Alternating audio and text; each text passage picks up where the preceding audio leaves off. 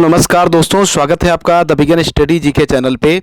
दोस्तों UP home guard के लिए आज 35वां मॉडल जीके जीएस का आपके सामने है, जिसमें दोस्तों डेली की तरह आपको जो भी इम्पोर्टेंट क्वेश्चंस हैं उन सभी क्वेश्चंस को बिल्कुल डिटेल एनालिसिस के साथ कराया जाएगा और बहुत ही कम समय में आपकी दोस्तों ये क्लास कंप्लीट होने वाली है। ज़्यादा आपका समय भी नहीं वेस्ट होगा और बेहतर आपकी यहाँ से प्रैक्टिस हो रही है, तो सारे मॉडल पेपर को आप दोस्तों अटेंड कर सकते हैं। बहुत ज़्यादा समय भी नहीं वेस्ट होगा और बहुत अच्छे लेवल की आपकी तैयारी हो जाएगी। और इस समय तो आपको पता ही है दोस्तों, सबसे ज़्यादा इम्पॉर्टेंट है प्रैक्टिस, और बहुत ज़्यादा आप थ्योरी और डिटेल में जा करके अब इस समय कुछ नहीं हासिल कर सकते हैं, क्योंकि समय आपके पास बहुत लिमिटेड है। तो आइए चलते हैं दोस्तों आज की क्लास की ओर बिना किसी देरी के। दोस्तों आज की क्लास का पहला प्रश्न है, भारत का सबसे बड़ा राज्य कौन सा है? तो दोस्तों आप सभी को पता है, भारत का क्षेत्रफल की दृष्टि से सबसे बड़ा राज्य है राजस्थान। ऑप्शन सी इस क्वेश्चन का बिल्कुल करेक्ट है। और दोस्तों उत्तर प्रदेश का क्षेत्रफल में कौन सा स्थान है? तो 4th स्थान पर आता है उत्तर प्रदेश, ये भी आपको याद रखना है। क्रम वाइज दोस्तों सबसे पहले राजस्थान है, फिर सेकेंड नंबर है दोस्तों मध्य प्रदेश का, और 3rd नंबर पर है दोस्तों महाराष्ट्र। कौन सा है? महाराष्ट्र है। 3rd नंबर पर दोस्तों महाराष्ट्र है, और इसके अलावा 4th नंबर पर आपका दोस्तों उत्तर प्रदेश है। तो ये सभी आपको क्रम वाइज याद रखना है। अगला क्वेश्चन देखिएगा, सूर्य के सबसे दूर कौन सा ग्रह है? सूर्य से दोस्तों सबसे दूरी के हिसाब से देखा जाए तो सबसे दूर का ग्रह है वरुण। इनका क्रम आपको याद रखना है दोस्तों। सबसे नज़दीक का ग्रह कौन है? तो वो है दोस्तों बुध। इसको भी आपको साथ में याद कर लेना है। सूर्य से दूरी के हिसाब से दोस्तों सबसे पास में कौन है? बुध है। और बुध के बाद दोस्तों कौन सा है? बुध, शुक्र, और उसके बाद दोस्तों आता है पृथ्वी तीसरा, और फिर है दोस्तों बृहस्पति, और उसके बाद में है दोस्तों शनि, और फिर है दोस्तों अरुण, और फिर लास्ट में है दोस्तों वरुण। तो ये दोस्तों क्रम है दूरी के हिसाब से सूर्य से। इसमें सबसे नज़दीक और सबसे दूर का आपसे पूछा जा सकता है, तो आप याद कर लीजिएगा। सबसे दूर का है दोस्तों वरुण, और सबसे नज़दीक का है बुध, जो कि 88 दिनों में दोस्तों सूर्य की परिक्रमा करता है। तो आप इसे भी याद रखिएगा। इसके अलावा दोस्तों शुक्र को आप याद रखिएगा, इसको भोर का तारा और सांझ का तारा भी कहा जाता है। तो ये भी क्वेश्चन कई बार पूछा गया है। और पृथ्वी की जुड़वा बहन भी दोस्तों किसको कहा गया है? पृथ्वी की जुड़वा बहन कहा जाता है शुक्र को। तो इसको भी आपको याद रखना है। और भोर का तारा, सांझ का तारा भी कहते हैं। अगला क्वेश्चन देखिएगा, मदुरै किस वंश की राजधानी थी? तो इनमें से दोस्तों मदुरै पांड्य वंश की राजधानी थी, और ये क्वेश्चन कल भी आपको करवाया था मैंने क्लास में। ऑप्शन ए इस क्वेश्चन का बिल्कुल करेक्ट हो जाएगा। मदुरई में दोस्तों आप याद रखिएगा, मदुरै में मीनाक्षी मंदिर है। कौन सा? मीनाक्षी मंदिर है, मीनाक्षी माता का मंदिर है, जो कि प्रसिद्ध मंदिर है। और ये कई बार पूछा गया है, एग्जाम में पूछा जाता है दोस्तों ये किस नदी के किनारे स्थित है? तो मीनाक्षी टेम्पल दोस्तों वैगई नदी के किनारे स्थित है। कौन सी नदी के किनारे? वैगई नदी के किनारे स्थित है। तो वैगई नदी भी आपको साथ में याद रखना है। अगला क्वेश्चन देखिएगा, अगला क्वेश्चन है दोस्तों, इनमें से किसने मुस्लिम लीग की एक शाखा लंदन में स्थापित की थी? तो लंदन मुस्लिम लीग की स्थापना दोस्तों किसने की थी? सैयद आमिर अली ने की थी। सैयद आमिर अली ने दोस्तों, ऑप्शन बी इस क्वेश्चन का बिल्कुल करेक्ट है। और ये स्थापना दोस्तों इन्होंने 1908 में की थी। कहाँ की थी यदि आपसे पूछा जाए? तो लंदन के कैकेस्टन हॉल में। कहाँ पे दोस्तों? कैकेस्टन हॉल था दोस्तों लंदन में, जहाँ पर इन्होंने स्थापना की थी मुस्लिम लीग की। तो आप याद रखिएगा। और ये दोस्तों जो ऑल इंडिया मुस्लिम लीग थी उससे अलग कार्य करती थी अपना, तो ये भी आपको याद रखना है। अगला क्वेश्चन देखिएगा, अगला क्वेश्चन है दोस्तों, उत्तर प्रदेश राज्य का वर्तमान स्वरूप अस्तित्व में कब आया? उत्तर प्रदेश राज्य का वर्तमान स्वरूप दोस्तों भौगोलिक आधार पर 9 नवंबर 2000 को आता है, जब दोस्तों यूपी से उत्तराखंड अलग होता है। यूपी से उत्तराखंड दोस्तों कुछ जिले, 13 जिलों को काट करके एक अलग राज्य बना दिया जाता है। पहाड़ी जिले जो थे दोस्तों उत्तराखंड, तो उत्तराखंड एक अलग अस्तित्व में राज्य आता है, और उसी समय दोस्तों उत्तर प्रदेश का वर्तमान स्वरूप अस्तित्व में आया था। तो इसका ऑप्शन ए करेक्ट हो जाएगा, और आप इसे याद रखिएगा। अगला क्वेश्चन देखिएगा, और एक क्वेश्चन दोस्तों यहाँ से और याद कर लीजिएगा, इसके बाद अगले क्वेश्चन पे आते हैं। 24 जनवरी 1950 को दोस्तों संयुक्त प्रांत से बदल करके नाम क्या कर दिया गया था? उत्तर प्रदेश कर दिया गया था। इसलिए प्रतिवर्ष दोस्तों 24 जनवरी को उत्तर प्रदेश राज्य स्थापना दिवस के रूप में भी मनाया जाता है। तो इस क्वेश्चन को भी आप याद रखिएगा। आगे बढ़ते हैं अगले क्वेश्चन की ओर। उत्तर प्रदेश से जुड़ी हुई कुछ अन्य जानकारी को भी देख लीजिएगा दोस्तों। और उत्तर प्रदेश की राजधानी दोस्तों लखनऊ कब हुई? 1921 से। और पूर्व नाम इसका आपको बता ही दिया, संयुक्त प्रांत था दोस्तों। राज्य की विधिक स्थापना 1 नवंबर 1956 में होती है। राजकीय पुष्प दोस्तों कौन सा है? राजकीय पुष्प इसका क्या है? पलाश टेसू है। और राजकीय भाषा कौन सी है? हिंदी है दोस्तों। दूसरी राजकीय भाषा उर्दू है, जिसको 1989 में द्वितीय राजभाषा का दर्जा दिया गया। इसके अलावा राजकीय पशु दोस्तों बारहसिंघा है। और राजकीय पक्षी आपको बता ही दिया, सारस क्रौंच है दोस्तों। राजकीय वृक्ष कौन सा है दोस्तों? राजकीय वृक्ष उत्तर प्रदेश का कौन सा है? तो ये है अशोक। इसके अलावा दोस्तों पुष्प जो है वो आपको बता ही दिया मैंने कौन सा है, पलाश, इसको टेसू भी कहते हैं। राजकीय चिन्ह है दोस्तों एक वृत्त में 2 मछली, तीर और धनुष। इसको 1938 से स्वीकृति मिली थी। विधानमंडल यहाँ का द्विसदनात्मक है। और विधानसभा की कुल सीटें दोस्तों कितनी है? 403 है वर्तमान में। एंग्लो इंडियन के पद को समाप्त कर दिया गया है। 403 आपको याद रखना है। और इसके अलावा विधान परिषद में कुल दोस्तों 100 सीटें हैं। लोकसभा की 80 सीटें हैं। राज्यसभा की 31 हैं। और उत्तर प्रदेश में दोस्तों संभागों की संख्या अर्थात मंडल कितने हैं दोस्तों? 18 हैं। और जिलों की संख्या वर्तमान में 75 है। तो ये डिटेल आपको याद रखना है। उच्च न्यायालय की जो खंडपीठ है इलाहाबाद उच्च न्यायालय की, वो कहाँ पे है? लखनऊ में है। तो ये डिटेल आपको याद रखना है। अगला क्वेश्चन देखिएगा। उत्तर प्रदेश गुप्त काल में उत्तर प्रदेश के किन नगरों की समृद्धि चरम पर थी? गुप्त काल में दोस्तों उत्तर प्रदेश का जो मथुरा और वाराणसी था, इन नगरों की समृद्धि दोस्तों चरम पर थी। मथुरा उस समय दोस्तों मूर्तिकला के लिए बहुत प्रसिद्ध था। किस चीज़ के लिए? मूर्तिकला के लिए। और इसके अलावा दोस्तों जो वाराणसी था वो शिक्षा का प्रमुख केंद्र था।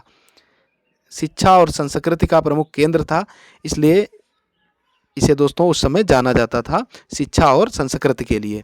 तो इसका करेक्ट आंसर हो जाएगा ऑप्शन सी।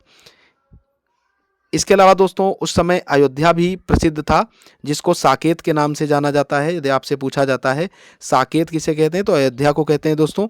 और महोदय श्री के नाम से किसको जाना जाता है? कन्नौज को। महोदय श्री, ये क्वेश्चन कई बार आया है। महोदय श्री के नाम से कन्नौज को जाना जाता था। और ये भी दोस्तों उस समय सांस्कृतिक और राजनीतिक केंद्र के रूप में प्रसिद्ध था। तो ये सब डिटेल आपको याद रखना है। अगला क्वेश्चन देखिएगा। बाबर को कन्नौज में किसकी सेना का सामना करना पड़ा था? तो बाबर को दोस्तों कन्नौज में लोदियों की सेना का सामना करना पड़ा था। ऑप्शन सी इसका बिल्कुल करेक्ट हो जाएगा। महमूद लोदी जो कि दोस्तों इब्राहिम लोदी का भाई था। कौन था दोस्तों? महमूद लोदी ने इनका सामना किया था गंगा नदी के किनारे। तो आप इसे याद रखिएगा। और इसके अलावा दोस्तों इब्राहिम लोदी का ये भाई था। और इब्राहिम लोदी और बाबर के भी बीच एक युद्ध होता है दोस्तों, प्रसिद्ध युद्ध है पानीपत का युद्ध, जो कि 21 अप्रैल दोस्तों 1526 में होता है, जिसमें बाबर ने तुगलमा नीति का प्रयोग किया था। ये भी आपको याद रखना है। अगला क्वेश्चन देखिएगा। भगत सिंह को फांसी कब दी गई थी? तो भगत सिंह को दोस्तों फांसी 23 मार्च 1931 को दी जाती है। और 23 मार्च को इसीलिए प्रतिवर्ष दोस्तों शहीद दिवस के रूप में मनाते हैं। और इनको फांसी किस जेल में दी गई थी, ये भी क्वेश्चन आपसे यदि पूछा जाए तो लाहौर का दोस्तों, लाहौर की जो सेंट्रल जेल थी, लाहौर की सेंट्रल जेल में, कौन सी? सेंट्रल जेल में दोस्तों इनको फांसी दी जाती है। तो इसे भी आप याद रखिएगा। आरोप इन पर दोस्तों सैंडर्स, जो ब्रिटिश अधिकारी सैंडर्स था, उसकी हत्या का था। तो ये भी आप याद रखिएगा। लाहौर षड्यंत्र के नाम से जिसे जाना जाता है। अगला क्वेश्चन देखिएगा। अगला क्वेश्चन है दोस्तों, करो या मरो का नारा का संबंध किससे है? तो करो या मरो का नारा दोस्तों भारत छोड़ो आंदोलन के दरमियान दिया जाता है। और भारत छोड़ो आंदोलन की बात करते हैं तो ये दोस्तों 8 अगस्त 1942 में शुरू किया गया था। महात्मा गांधी जी के द्वारा। तो आप इसको डेट सहित आप याद रखिएगा। और करो या मरो का नारा भी इसी समय दिया गया था। अगला क्वेश्चन देखिएगा। अगला क्वेश्चन है दोस्तों, संविधान का कौन सा अनुच्छेद उत्तर प्रदेश में राज्यपाल की नियुक्ति को स्पष्ट करता है? संविधान का दोस्तों राज्यपाल की नियुक्ति को स्पष्ट करना और राज्यपाल की नियुक्ति, ये दोनों अलग बातें हैं। नियुक्ति का प्रावधान दोस्तों अनुच्छेद 153 में किया गया है। तो इस क्वेश्चन का राइट आंसर एक ऑप्शन सी हो जाएगा। लेकिन राज्यपाल की नियुक्ति किस अनुच्छेद में है? तो वो है दोस्तों, नियुक्ति की प्रक्रिया जो है वो है दोस्तों कहाँ पे? वो है आर्टिकल 155 में। आर्टिकल 155 में है दोस्तों राज्यपाल की नियुक्ति, जो किसके द्वारा की जाती है? राष्ट्रपति के द्वारा की जाती है। और इसका कार्यकाल राष्ट्रपति के प्रसाद पर्यंत रहता है। इसके अलावा दोस्तों आपको याद रखना है राज्यपाल से जुड़े कुछ अन्य अनुच्छेद को भी। इसके अलावा दोस्तों आर्टिकल 154 होता है दोस्तों, उसमें कार्यपालिका की जो शक्ति है वो राज्यपाल में निहित होगी, ये कहा गया है, राज्य की कार्यपालिका की शक्ति। और इसके अलावा 156 आर्टिकल भी आपको याद रखना है। इसमें दोस्तों पदावधि है, राज्यपाल की जो पद अवधि है वो इसमें दी गई है, और जो कि राष्ट्रपति के प्रसाद पर्यंत है। और 157 अनुच्छेद ऑप्शन डी में आप देख रहे हैं दोस्तों, इसमें राज्यपाल की योग्यता के बारे में उल्लेख मिलता है। राज्यपाल की क्या योग्यता होंगी ये उल्लेख मिलता है। इसके अलावा दोस्तों एक बहुत इम्पॉर्टेंट है, एक अनुच्छेद 159 और 161। तो 159 में आप याद रखिएगा राज्यपाल का शपथ का जो प्रावधान है वो दिया गया है। और 161 में राज्यपाल को, जैसे दोस्तों सेंट्रल में राष्ट्रपति के पास अनुच्छेद 72 के तहत क्षमादान की शक्ति होती है, वैसे राज्य में दोस्तों अनुच्छेद 161 के तहत जो राज्यपाल होता है उसको क्षमादान की शक्ति प्रदान की गई है।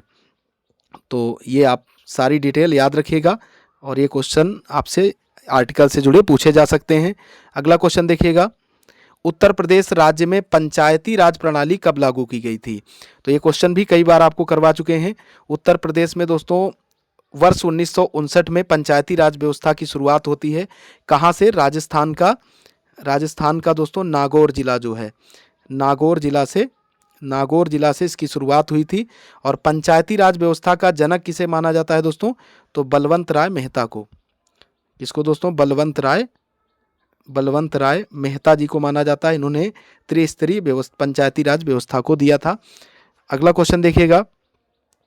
अगला प्रश्न आपके सामने है दोस्तों, उत्तर प्रदेश राज्य में ग्राम पंचायत के अध्यक्ष को क्या कहा जाता है? ग्राम पंचायत का अध्यक्ष दोस्तों आप सभी को पता होगा, ग्राम प्रधान कहलाता है।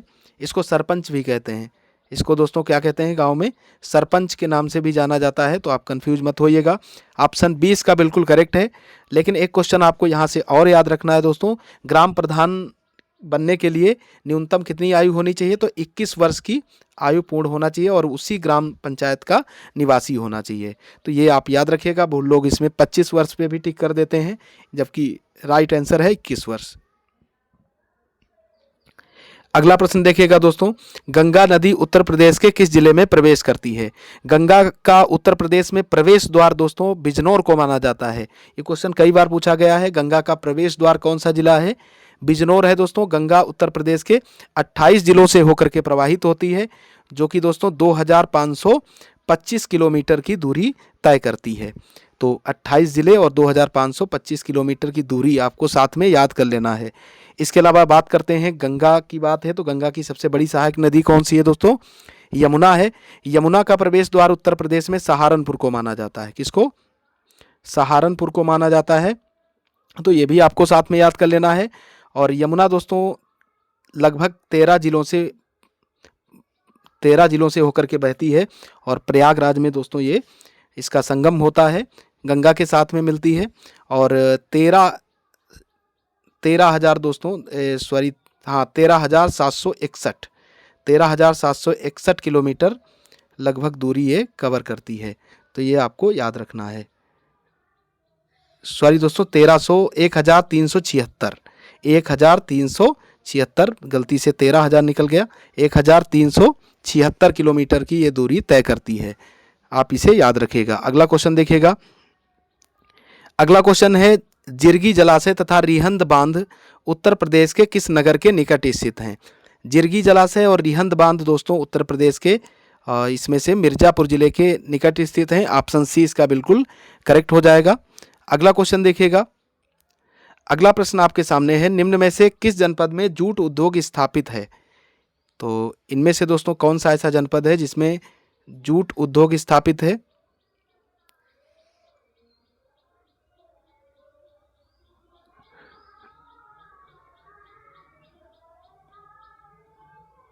तो जूट उद्योग दोस्तों कानपुर में स्थापित है। और इसके अलावा आपको याद रखना है, जूट उद्योग के लिए देवरिया और गोरखपुर को भी दोस्तों जाना जाता है, क्योंकि यहाँ पर जूट का उद्योग सर्वाधिक होता है। तो इसे भी आप याद रखिएगा। अगला क्वेश्चन देखिएगा। Diesel locomotive works Uttar Pradesh में कहाँ पर स्थित है? डीजल लोकोमोटिव वर्क्स दोस्तों उत्तर प्रदेश में वाराणसी में स्थित है। जगह कौन सी है? मड़ुआडीह है। कौन सी है दोस्तों? मड़ुआडीह, मड़ुआडीह। तो इसको भी आपको साथ में याद रखना है। अगला क्वेश्चन देखिएगा। अगला क्वेश्चन है दोस्तों, उत्तर प्रदेश राज्य में कितने प्रतिशत व्यक्ति कृषि पर आश्रित हैं? तो उत्तर प्रदेश राज्य में अलग अलग स्रोतों से, लेकिन दोस्तों एग्जैक्ट आपको बता देते हैं, लगभग 59.3% जो व्यक्ति हैं दोस्तों वो कृषि पर आधारित हैं, जैसा कि ऑप्शन में नहीं दिया गया है। कुछ स्रोतों से दोस्तों 65% के आसपास भी माना जाता है। तो इस क्वेश्चन का राइट आंसर ऑप्शन बी हो सकता है, लेकिन आप एग्जैक्ट डाटा याद रखिएगा, ये ज़्यादा प्रमाणिक है दोस्तों। 59.3% अलग अलग जगहों पे अलग अलग मिलता है। अगला क्वेश्चन देखिएगा। अगला क्वेश्चन है, उत्तर प्रदेश में धान की फसल किस माह में बोई जाती है? तो उत्तर प्रदेश में दोस्तों धान की फसल जून जुलाई माह में बोई जाती है। ऑप्शन डी इस क्वेश्चन का बिल्कुल करेक्ट हो जाएगा। और ये दोस्तों खरीफ की फसल है। धान कैसी है दोस्तों? खरीफ की फसल है। तो आप इसे याद रखिएगा। गन्ना दोस्तों नकदी फसल है। कैसी है? उत्तर प्रदेश की सबसे बड़ी नकदी फसल है। अगला क्वेश्चन देखिएगा। अगला क्वेश्चन दोस्तों है, सरसों उत्पादन में उत्तर प्रदेश राज्य का कौन सा स्थान है? सरसों के उत्पादन में दोस्तों उत्तर प्रदेश तृतीय स्थान पर है। ऑप्शन बी इसका बिल्कुल करेक्ट हो जाएगा। बात करते हैं दोस्तों फर्स्ट स्थान की, तो फर्स्ट स्थान पे कौन है? राजस्थान। सरसों उत्पादन में फर्स्ट स्थान पर राजस्थान है और द्वितीय स्थान पर अपना उत्तर प्रदेश है। अगला क्वेश्चन देखिएगा। आज का लास्ट क्वेश्चन है दोस्तों, किस जनजाति के लोगों ने इस्लाम धर्म को अपना लिया है? तो उत्तर प्रदेश में दोस्तों पाई जाने वाली जो महागीर जनजाति है, इसने इस्लाम धर्म को अपना लिया है। तो ये इस क्वेश्चन का राइट आंसर हो जाएगा ऑप्शन बी। बात करते हैं उत्तर प्रदेश की सबसे बड़ी जनजाति कौन सी है? तो वो है दोस्तों थारू। यदि क्वेश्चन आपसे पूछा जाए कि कौन सी जनजाति दीपावली को शोक के त्यौहार के रूप में मनाती है, तो वो भी आपकी कौन सी है दोस्तों? थारू जनजाति है। तो ये क्वेश्चन भी आपको साथ में नोट कर लेना है और याद भी कर लेना है यदि नहीं पता हो तो। सेकंड नंबर पर कौन सी जनजाति है? खरवार। खरवार जनजाति है दोस्तों, जो कि उत्तर प्रदेश में पाई जाती है। पहले नंबर पे है थारू सबसे ज़्यादा और दूसरा नंबर है खरवार जनजाति का। तो आज की क्लास दोस्तों यहीं पे समाप्त होती है। आशा करता हूँ ये क्लास आपको पसंद आई होगी। यदि क्लास आपको पसंद आई है तो आप इसे लाइक कीजिएगा और चैनल पे नए हो तो चैनल को सब्सक्राइब करके चैनल से ज़रूर जुड़ें, ताकि आगे भी आपकी हम हेल्प कर सके दोस्तों अन्य एग्ज़ाम्स में। और मिलते हैं दोस्तों आपको कल नेक्स्ट क्लास के साथ। तब तक के लिए जय हिंद, जय भारत, वंदे मातरम।